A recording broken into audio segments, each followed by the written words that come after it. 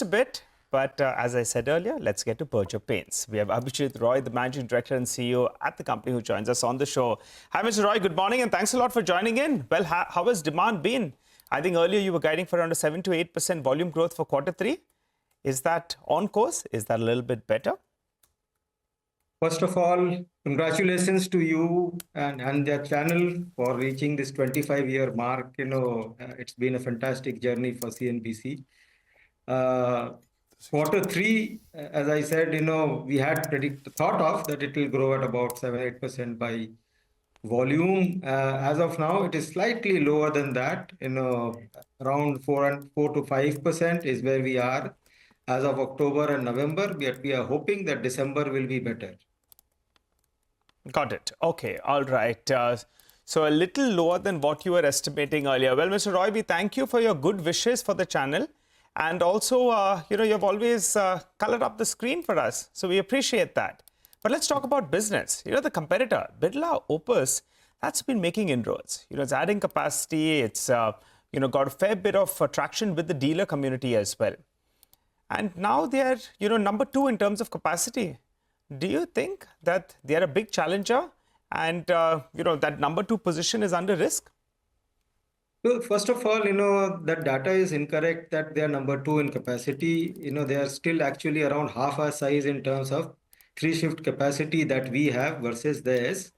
In fact, in the annual report of last year, if you see, we have 1.5 million tons of capacity per annum.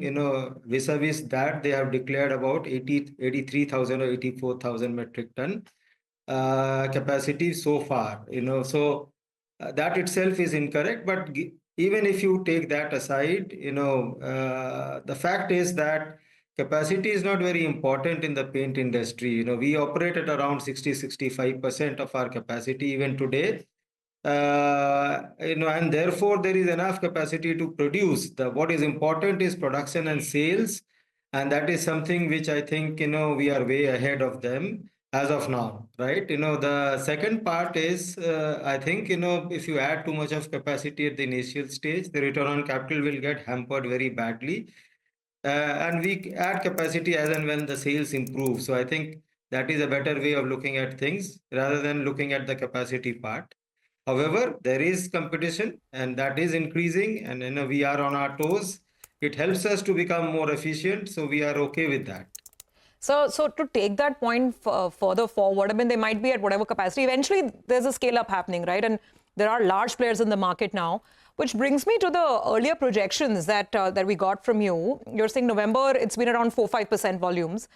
For the entire second half and for the full year, you told us that volume growth of 8% is perhaps possible in the second half.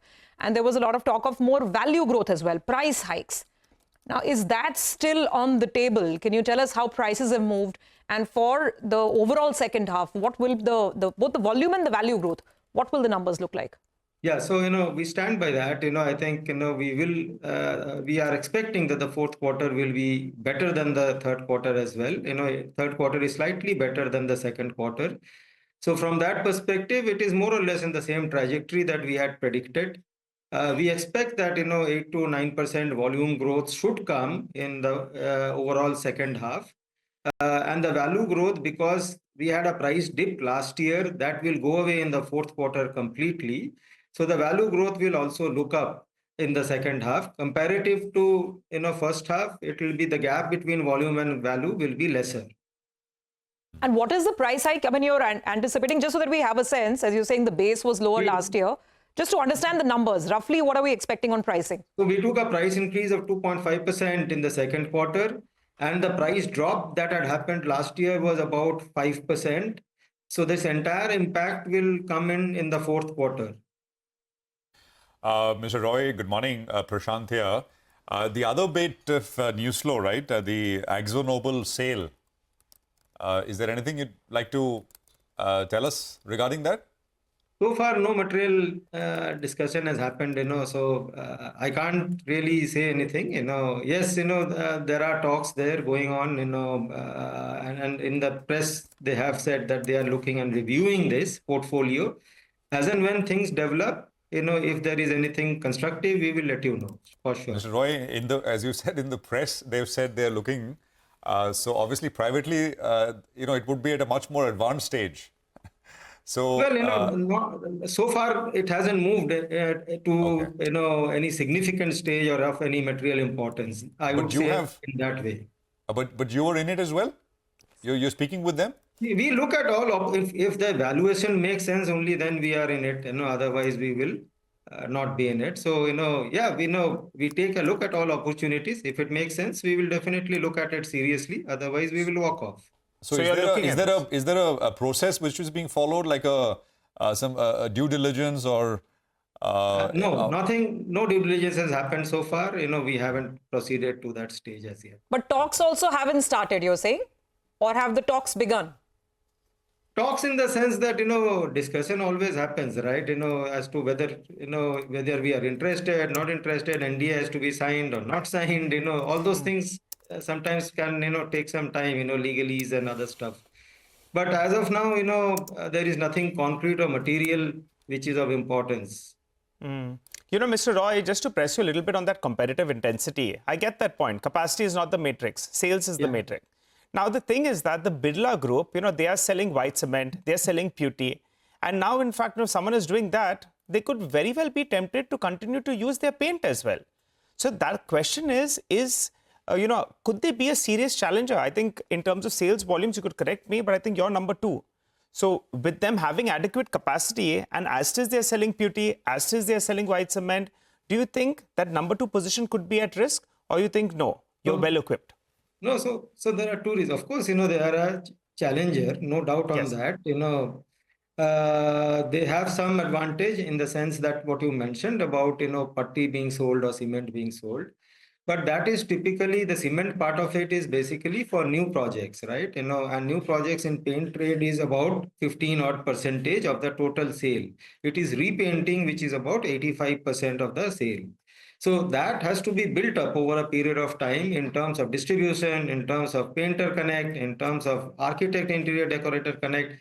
Those things take time, and it doesn't happen overnight. And there are issues there. It takes a long, slow process. It is not something which will happen overnight. And that is why, and meanwhile, we also keep expanding. We have our own expansion plans. We have our own growth plans. I don't see, therefore, that happening in a hurry. It will take a long, long time if it ever happens. Very solid point, sir, and completely take that point. You're saying that, the absolute fresh painting of new houses or new homes, that's only 15% of the trade. The rest is all repainting, and that's where brand recall, sort of association with a brand, the belief and credibility with the brand, that's really paramount. So take that point completely. Just to complete, sir, the point on pricing. You said last year there was a 5% price drop, 2.5% you did in Q2, so you've made up. Now you're expecting further price hikes in Q4. So will it be another 2.5%, which means basically you make up for the price drop? Or can you hike prices even further, given the competitive intensity in the market? What I was trying to say is that we were at a disadvantage when we dropped the price last year by 5%. So when I am growing by 10% by volume, my value growth is showing only 5% because of the 5% drop which happened in the month of January and November and January of last year. So what is now going to happen is that disadvantage is going to go away. So that 5% disadvantage that we were living with right up to now is going to go away completely. And in that place, there will be a 2.5% added advantage because of the price increase that we have taken in second quarter. So the net impact will be about 2.5% in the fourth quarter or 2.3% in the fourth quarter plus.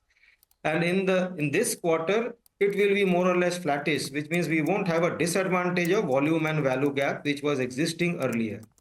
All right, Mr. Roy, we'll leave it there. Thank you very much for joining us. It's a pleasure having you with us here on our special day. Thank you indeed. Well, that's Berger with perspective on the cement industry, competition, price increases, and of course, what's happening is with regards to that Akzo Nobel asset. I think we're going to take your early leave on Bazaar here because the policy coverage kicks off on the other side. We connect with a host of experts to discuss if the RBI will cut rates today or maintain status quo. Of course, 10 o'clock is when we'll hear from RBI Governor Shaktikanta Das. Stay tuned. That's all coming up on the other side of this break.